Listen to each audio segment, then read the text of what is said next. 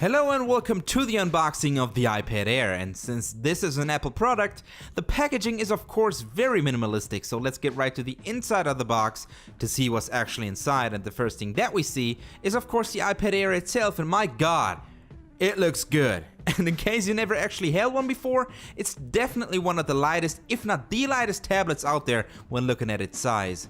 And right below that we can see the charger, which in my case, since I'm in Germany, is most likely different than yours. And right above that you have basically all that you get in terms of instructions and other useful stuff, and you might want to take a look at that if you're not that much of a tech guy, but most of the time you don't need it. And it says designed by Apple in California on there, which is of course something that we're pretty used to seeing when it comes to Apple products in general. And also them stickers though. And right under that is the charging cable, which is in this case a USB to Lightning cable, and basically you can plug this thing into your iPad whichever way you want to, which I'd love to see one day become standard across all devices, because that's really useful.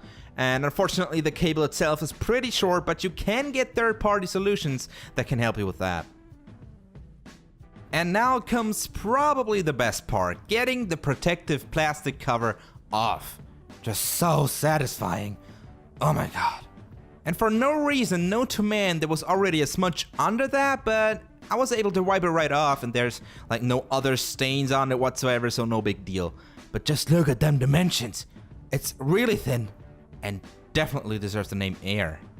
And I can almost fit it in my hand, not comfortably, but it's working. Let's take a look at the ports and the buttons and all the other cool stuff, shall we? On the top side there's the power button and the headphone jack, and in the middle you can also find dual microphones.